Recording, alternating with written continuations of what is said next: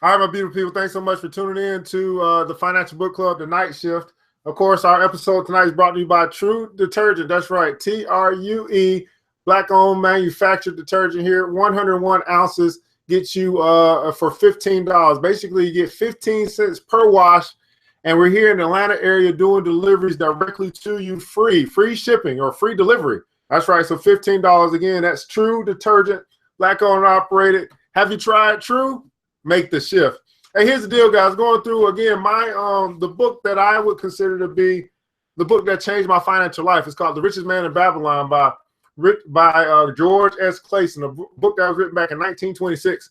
And we're picking back up on where we were yesterday. And here's the deal, man. I know you don't have a lot of time. I don't have a lot of time.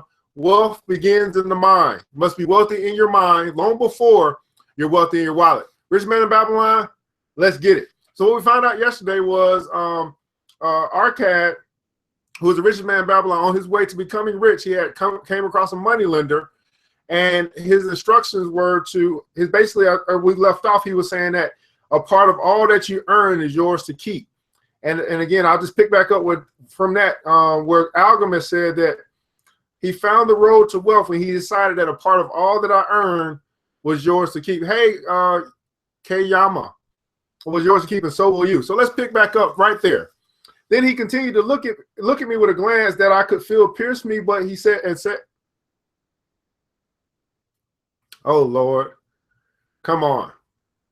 Got a little connection here. Then he continued to look at me with a glance that I could feel pierced me, but said no more. Is that all? I asked. That was sufficient to change the heart of a sheep herder into the heart of a moneylender, he replied. But all I earn is mine to keep. Is it not? I demanded. Far from it, he replied. Do you not pay the garment maker? Do you not pay the sandal maker? Do you not pay for the things you eat? Can you live in Babylon without spending? What have you to show for their earnings in the past month? What for the past year? Fool, you pay to everyone but yourself. So everybody putting yourself, pay yourself first. Dullard, you labor for others, as well as be a slave and work for what your master gives you to eat and wear.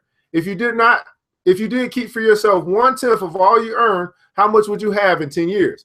My knowledge of numbers did not forsake me, and I answered, as much as I can earn in 1 year. Hey, what's going on, Phyllis? How are you? As much as I can earn in 1 year. You speak but half truth, he retorted. Every gold piece you save is a slave to work for you. Every gold piece you save is a slave to work for you. Every copper it earns is its child, and that also can earn for you. If you would become wealthy, then what you save must earn, and its children must earn, that all may help to give to you the abundance you crave. You think I cheat you for your long night's work, he continued, but I'm paying you 1,000 times over if you have the intelligence to grasp the truth I offer you. A part of all you earn is yours to keep. It should be no less than 1/10, no matter how little you earn. It can be as much more as you can afford. Pay yourself first. Do not buy from the clothes maker and the sandal maker more than you can pay out the rest and still have enough for food and charity and penance to the gods. Wealth, like a tree, grows from a tiny seed. The first copper you save is the seed from which your tree of wealth shall grow. The sooner you plant that seed, the sooner that tree will grow. And the more faithfully you nourish and water that tree with consistent savings, the sooner you may bask in the contentment in its shade. Oh, I'm reading from the book, The Richest Man in Babylon, the book that changed my financial life by George Clason. So saying, he took his tablets and went away. I thought much about what he had to say to me, and it seemed reasonable. So I decided I would try it. Every time I was paid, I took one from each 10 pieces of copper and hid it away. And strange as it may seem, I was no shorter of funds than before. I noticed little difference as I managed to get along without it. But often I was tempted, as my hoard began to grow, to spend it for some of the good things the merchants displayed, bought by camels and ships from the land of the Phoenicians. But I wisely refrained. And I think that's where a lot of us get in trouble. When we start to see our little money grow, everything else looks even more desirable because we know we can afford it. A 12th month after Alchemist had gone, he again returned and said to me, son, have you paid yourself no less than 1/10 of all you have earned for the past year? I answered proudly, yes, master, I have. That is good, he answered, beaming upon me. And what have you done with it?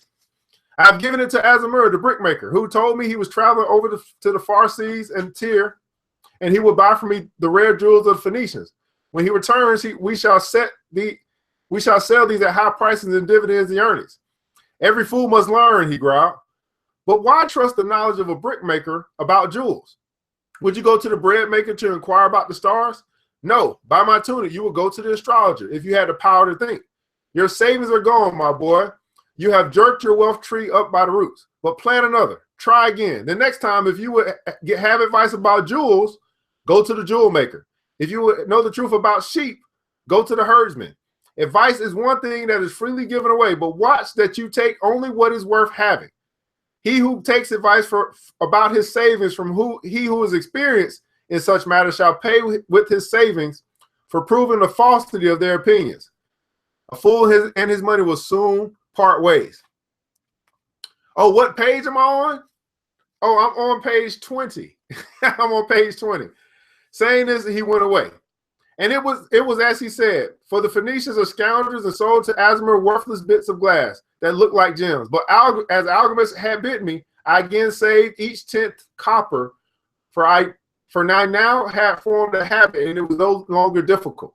And that's what we're going to be doing when we go through this, helping people save $1,000. We're going to help you to form the habit of saving, and then it will no longer be difficult. Again, 12 months later, Alchemist came to the room of the scribes and addressed me. What progress have you made since I last saw you?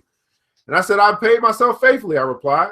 And my savings I entrusted to Agar, the shield maker, to buy bronze. And each 4th month, he does pay me the rental.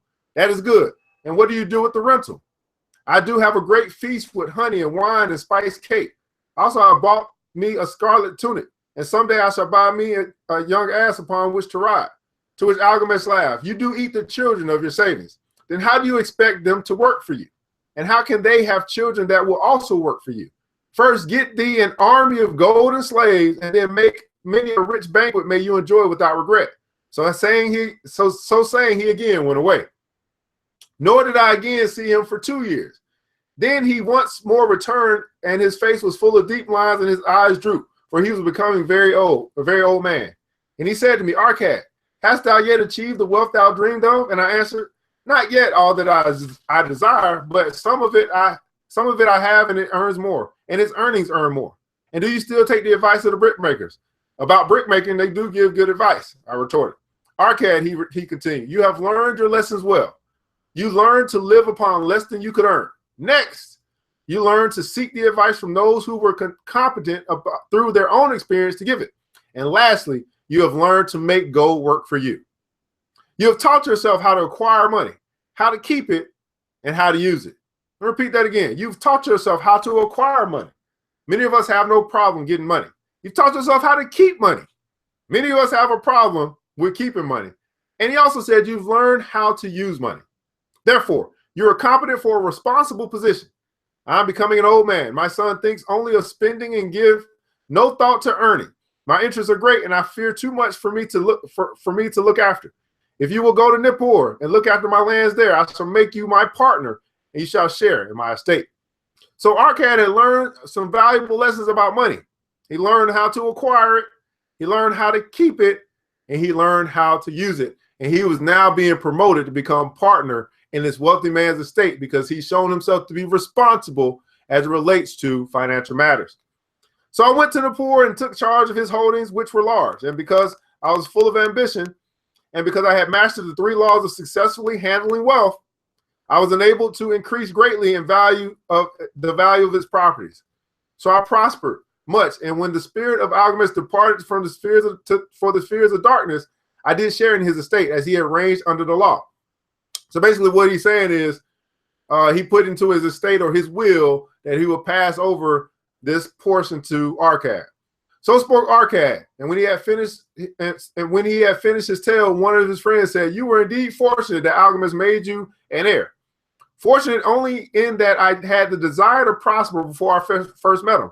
For 4 years did I not prove my definiteness of purpose by keeping 1/10 of all I earned? Would you call a fisherman lucky who for years so studied the habits of the fish that each changing wind he could cast his nets about them? Opportunity is a haughty goddess who wastes no time with those who are unprepared. And repeat that again. Opportunity is a haughty goddess who wastes no time with those who are unprepared. Opportunity is not going to wait on you if you're not prepared. You got to be prepared for the opportunity when it comes around. You have strong willpower to keep on after you lost your first year savings. You are an unusual in that way, he spoke up. Willpower, retorted Arcad. What nonsense. Do you think willpower gives a man the strength to lift a burden the camel cannot carry or to draw a load the oxen cannot budge? Willpower is but the unflinching purpose to carry a task you set for yourself to fulfillment. If I set for myself a task, be it so trifling, I shall see it through. How else shall I have the confidence in myself to do important things? Should I say to myself, for 100 days, I'll walk across the bridge into the city? I'll pick from the road a pebble and cast it into the stream? I would do it. If on the 7th day I pass by without remembering, I would not say to myself, tomorrow I will cast 2 pebbles, which will do as well. Instead, I will retrace my steps and cast a pebble.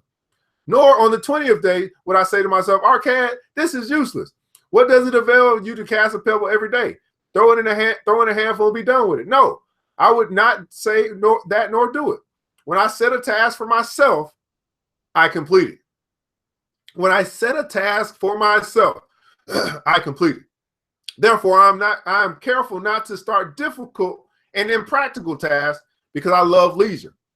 What task have you set for yourself that you're saying I'm going to complete? When I set a task for myself, I complete it. And then another friend spoke up and said, if what you tell is true, and it does seem that you have said reasonable, then being so simple, if all men did it, there would not be enough wealth to go around. Wealth grows wherever men exert energy, Arcad replied. If a rich man builds his new palace, is the gold he pays outgoing? No. The brickmaker has part of it, the laborer has part of it, and the artist has part of it. And everyone who labors upon the house has a part of it. Yet when the palace is completed, is it not worth all it costs? And is the ground upon which it stands not worth more than it is there? And is the ground that adjoins it not worth more than it was because it's there? Wealth grows in magical ways. No man can prophesy the limit of it. Have not the Phoenicians built great cities or on barren coasts with the wealth that comes from the ships, their ships of commerce over the seas? So he's talking about real estate here, guys. Talking about when you have a plot of land and you put something on it, it becomes more valuable. Those things that are around it become more valuable, and everybody shares in the production or the building of this property as well. And they all make money. They all get rich, or they all get paid. What then do you advise us to do that we also may become rich? Still asked another one of his friends. The years have passed and we are no longer younger men, and we have nothing put by. I advise you to take the wisdom of Alchemist and say to yourself, a part of all that I earn is mine to keep. A part of all that I earn is mine to keep. Say it in the morning when you first arise. Say it at noon. Say it at night. Say it each hour of every day. Say it to yourself until the words stand out like letters or fire across the sky. A part of all that I earn is mine to keep. Now I'm going to stop. Yeah, I'm going to stop right there. Part of all that I earn is mine to keep. All right, guys, I'm going to stop right there. We got a couple more pages before we're done with that. But again, we're just reiterating the idea or the notion that a part of all that I earn is mine to keep. Regardless of how much you make, can you put away for yourself, or will you put away for yourself 1/10 of all that you earn? And I'm actually going to present to you guys a plan on what to do with $1. I'm going to do that for you guys. I'll do it for the kids, but I realize that many of us, we are kids in this area. But based, again, from the book, I took these principles from this book and it changed my financial life. And that's why I'm sharing it with you guys. And this was the first step. I had to say to myself that a part of all that I earned was mine to keep. I had to commit to myself that I would pay myself first. I had to say to myself that I was that valuable to pay myself out of my wages or out of my earnings until I could actually get from going from having wages to profit. So, again, a part of all that I earn is mine to keep. What's ERGJ from ERGJ Enterprises? This is your night shift on the Financial Book Club, going through the book that changed my financial life, The Richest Man in Babylon. It's by George Clason, written back in 1926. I hope that you enjoyed this reading, and hopefully that you've been reading along with me. If you want to get this book and you don't have it, because I recommend it to you, I would say, hey, why not get it through me? You can find us at www.ergj.net at the recommended read section. Well, guys, hope you have a good night. I'll catch you guys in the morning.